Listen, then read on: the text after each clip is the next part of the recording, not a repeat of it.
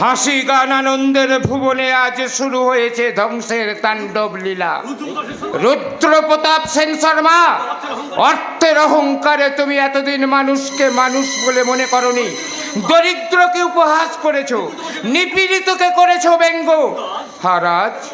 আজ তুমি নিজেই নিজের কাছে উপহাসের পাত্র। হা হা হা হা হা। শুধু রুদ্র প্রতাপ সেন শর্মা নয় বর্দা, সেই সঙ্গে তো আমিও সকলের কাছে উপহাসের পাত্র। তুমি কেন উপহাসের পাত্র হবে আনন্দ? তোমার মতো আদর্শবাদী ছেলে এ তল্লাটে কটা আছে? তবু পিতৃ পরিচয় তো মুছে ফেলা যায় না বর্দা। না আনন্দ না, তুমি শিক্ষিত বুদ্ধিমান ছেলে, তোমার কি ভেঙে পড়া সাজে? তাহলে আমি এখন কি করব বর্দা? নিজের বাসযোগ্য সমাজ তুমি নিজেই গড়ে তুলবে। বেশ, আপনার কথা মতোই আমি কাজ করব, কিন্তু আপনি শুধু আমার হয়ে পাপিয়াকে একটা কথা বলে দেবেন। কি কথা আনন্দ? সে যেন কোনো কারণেই আত্মহত্যার চেষ্টা না করে। তোমাকে বলা হয়নি আনন্দ? এই কদিন আগে সে নদীতে ঝাঁপ দিয়ে আত্মহত্যার চেষ্টা করেছিল, নদী তীরে কিছু মানুষের সহযোগিতায়। সে কি? এই কথা আপনি আমাকে আগে জানাননি কেন? ঠিক আছে বর্দা, আপনি এখন আসুন, আমি যত শীঘ্র সম্ভব এর একটা বিহিত করবই করব। তাই করো আনন্দ, তাই করো। আমরা সকলেই তোমার মুখের দিকে চেয়ে আছি। বর্দা, কোনোদিন স্বপ্নেও ভাবিনি যে এরকম একটা পরিস্থিতির সম্মুখীন হতে হবে। বর্দা, আর তোমাকে বলার মতো আমার কোনো ভাষা নেই।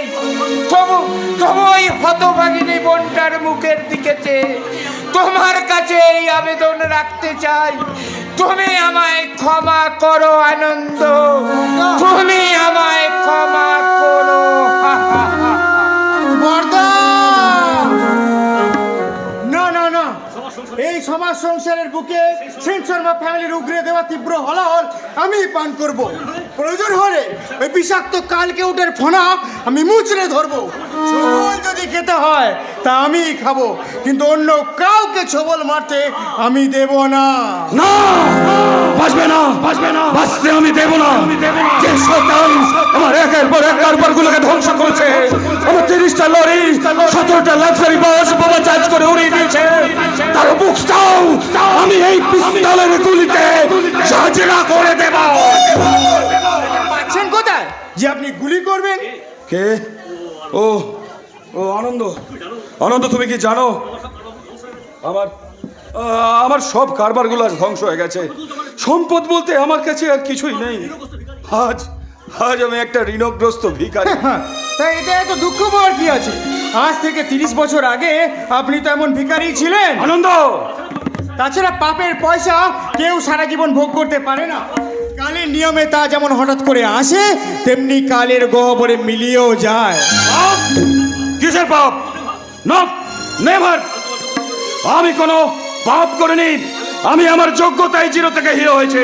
না, আপনি পাপ আর অন্যায়কে সিঁড়ি করে জিরো থেকে হিরো হয়েছিলেন, কিন্তু আজ কালের বিচারে আপনি হিরো থেকে ডবল জিরো হয়েছেন। আপনার ভাগ্যের চাকা আজ উল্টো দিকে ঘুরছে,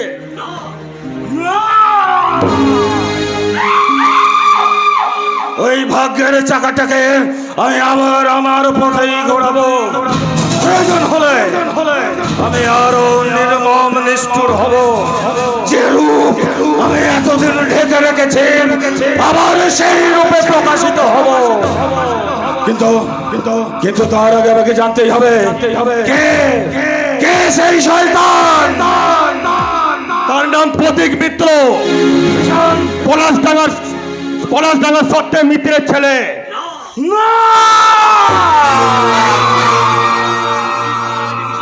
আজ থেকে 20 বছর আগে যে বিষবৃক্ষের চারাটাকে আমি সমূলে উপরে ফেলতে চেয়েছিলাম, সেই বিষবৃক্ষ আজ মহির হয়ে পরিণত হয়ে আমাকে নীল করে দিতে চাইছে। নেভার, আমি তা কিছুতেই হতে দেব না। আর কি হতে দেবে না ড্যাডি? সে তো স্যার সব কাজ শেষ করে ফেলেছে। তার সুপারস্টার গ্যাং একদম ধ্বংস করে দিয়েছে, আমাদেরকে পথের ভিখারি করে দিয়েছে ড্যাডি। জানোয়ার, সেটা তো শুধু তোমার জন্য। শালা তুমি তো আমার বেটা নাও, পাঁঠা, একটা আস্ত পাঁঠা। শালা আমি ধর্ষণে সেঞ্চুরি করে আজও সমাজের বুকে একটা ধোয়া তুলসী পাতা, এক বিখ্যাত সমাজসেবী। আর তুমি আজ থেকে 20 বছর আগে একটা ধর্ষণ করে এই আকাশে মেঘের সৃষ্টি করেছিলে, আর আজ আরেকটা ধর্ষণ করে আমার এই সুখের সাম্রাজ্যে ঝড় তুলেছ। সেই ঝড় থামানোর জন্য তোমার কাছে পুলিশ আছে, মন্ত্রী আছে, প্রশাসন আছে, আমরা আছি। আরে না, নাই, কেউ নেই। সারা পুলিশ প্রশাসন আমার কথা মতো কাজ করতে চাইছে না। ওই শালা কোন এক শুয়োরের বাচ্চা অফিসার স্বাধীন দত্ত নাকি নাম, আপনারই এককালে ডান হাত জগা গুন্ডার ছেলে, সেই জগা বর্তমানে জগন্নাথ দত্ত রিক্সাওয়ালা। রকি কি বলছিস তুই? ঠিক কি বলছো গুরু? আরো জানি যে ওই সালা পুলিশ অফিসার জগা নিজের ছেলে নয়, ওই সালা পুলিশ অফিসার মাস্টার সত্যেন মিত্রের ছেলে। রকি তুই কি বলছিস? শালা আমার সঙ্গে বেইমানি করে জগা এখন এই সমাজে বেঁচে থাকে কি করে? তোরা কি করছিস? আপনার অর্ডার পেলে ওই সালাকে আজ রাতেই ইয়েস,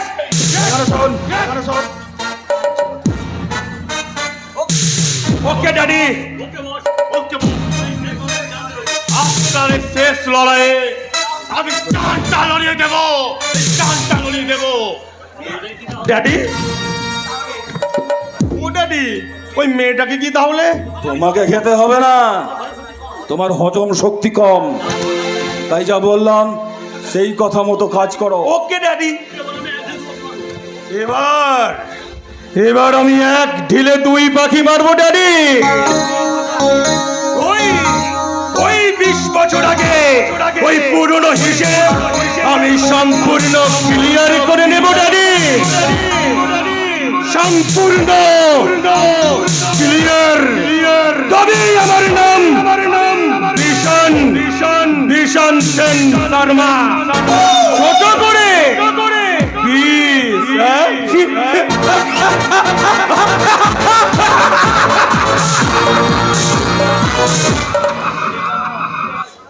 কলিকাল,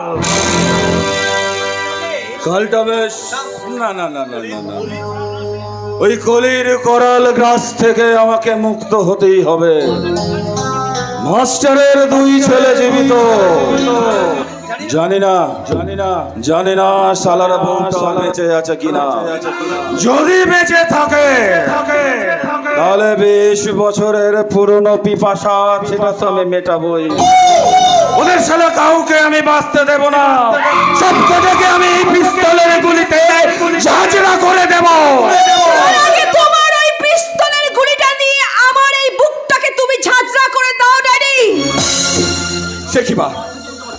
কারণ এই নরক যন্ত্রণা আমি যে আর সহ্য করতে পারছি না।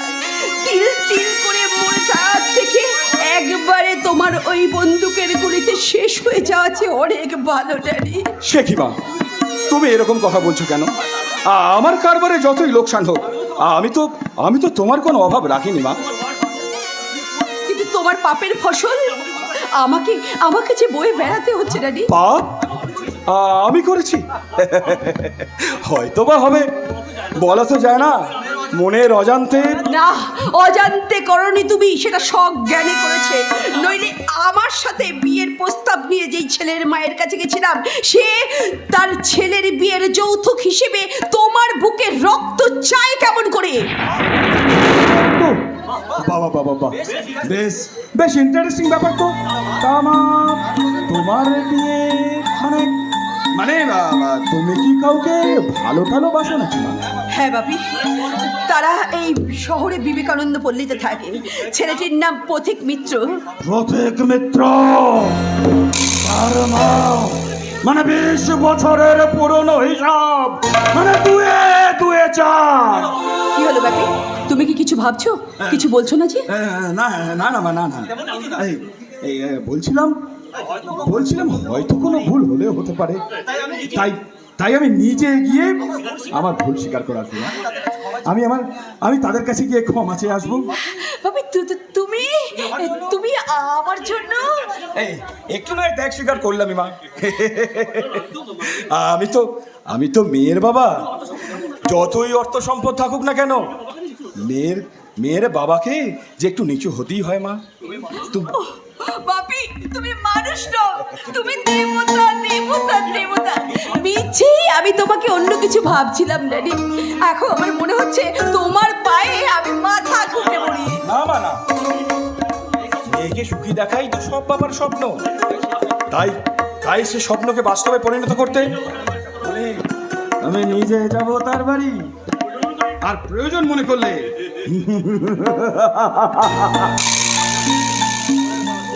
ওই শালা সুরের বাচ্চাটাকে আমি মায়ের ভোগে পাঠিয়ে দেব। বাপি আচ্ছা বাপি, ওরা যদি অমত করে তাহলে? তুমি তোমার বাবার উপর সম্পূর্ণ ভরসা রাখতে পারো। পুলিশ প্রশাসন নয়, অর্থের অহংকার নয়, ভালোবাসা দিয়ে আমি ওদের মন জয় করে নেব মা। করতে তো আমাকে হবেই। 20 বছর আগের হিসাবের খাতা তুমি এগিয়ে এসো, তোমার হিসাব আমি নিকেশ করবই।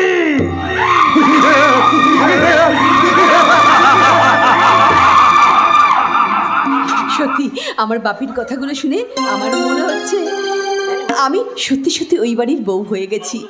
মালা বদল করে 7 পাখি ঘুরে আমি যেন হয়ে গেছি পথিকের স্ত্রী, আর পথিক হয়ে গেছে আমার স্বামী। আমার হাতে থাকবে শাখা পলা, সিঁথিতে থাকবে সিঁদুর, কপালে থাকবে চন্দনের ফোঁটা।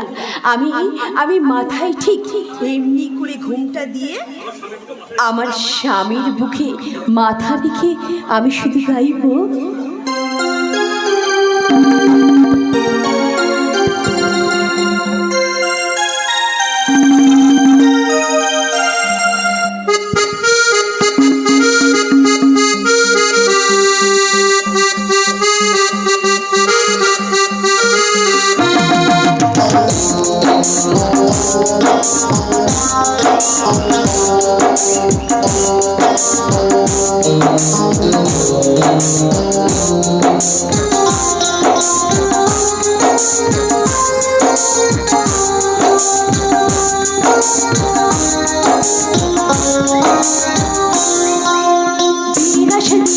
তোমার আশায় দিনগুনে আমার মন, স্বপ্নের দিনে জীবনে আসবে কখন।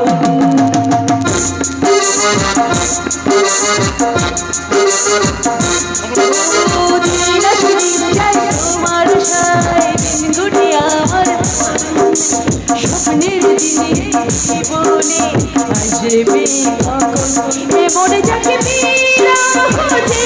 ভাষা তোমায় খোঁজে, স্বামী ছাড়া যে শূন্য জীবন। তোমার সাথে আমার মন, স্বপ্নের দিনে জীবনে আসবে কখন।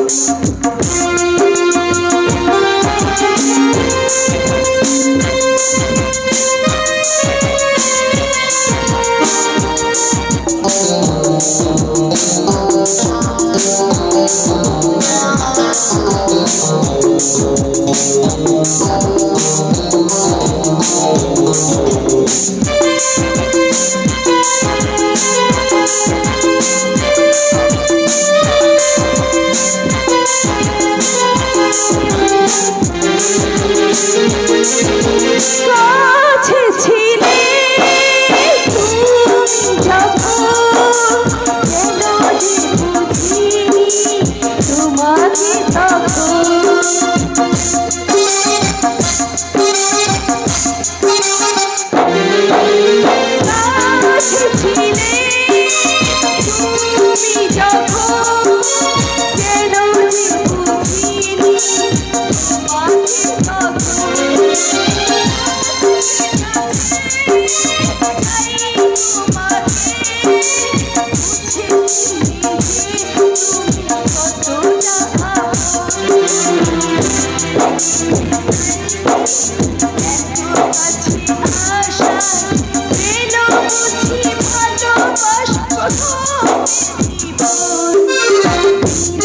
তোমার আশায় দিন গুনে আমার মন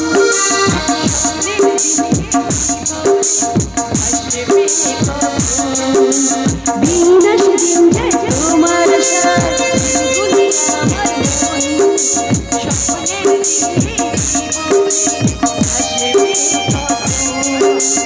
বিনাশ দিন যায় তোমার আশায় দিন গুনে আমার মন স্বপ্নের দিনে দিদিমণি দিদিমণি কি ঘন্টা তুই কোথায় কোথায় গেল কোথায় বাবু এখানে নেই দিদিমণি, আপনি কল্পনার জগতে বিচরণ করছেন। কিন্তু তুই হঠাৎ এই সময় আপনাকে কয়টা কথা বলতে এলাম, কিন্তু কথাগুলো খুবই জরুরি। আমার সাথে তোর জরুরি কথা?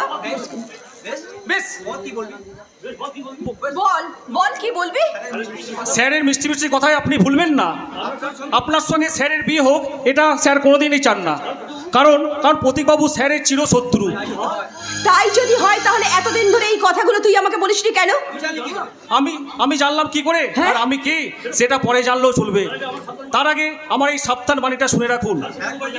স্যার প্রতীকবাবুর বাড়ি যাবেন আপনার বিয়ের প্রস্তাব নিয়ে নয়, তার 20 বছরের শত্রুর শেষ মোকাবিলা করতে। ঘন্টা! এক বর্ণ মিথ্যা নয় দিদিমণি, এক বর্ণ মিথ্যা নয়। যা বলে গেলাম ভুলতে চাইবেন না, ভুললে আপনার জীবনটাই ভুল হয়ে যাবে দিদিমণি, ঘটা! আপনার জীবনটাই ভুল হয়ে যাবে। ঘন্টা ঘন্টা ঘন্টা! এসব কি কথা বলে গেল ঘন্টা? আমার পাপি! না না, এ হতে পারে না, এ কিছুতেই হতে পারে না। যে ঘন্টা সব সময় দিনরাত শুধু রঙ্গ তামাশা নিয়ে থাকতো, সে ঘন্টার মুখে আজ এরকম সিরিয়াস কথা? তাহলে তাহলে ও কি তাহলে? না না না না, ওর পরিচয় তাহলে কি? বা ওর কি বা আমার কাছে লুকিয়ে গেল? কিন্তু কিন্তু আমি এখন কি করব? আমি যে কিছুই বুঝতে পারছি না। এদিকে আমার বাবা, আমার মনের সিংহাসনে বসে থাকা আমার পথিক। না না না না, আমি বুঝতে পারছি না।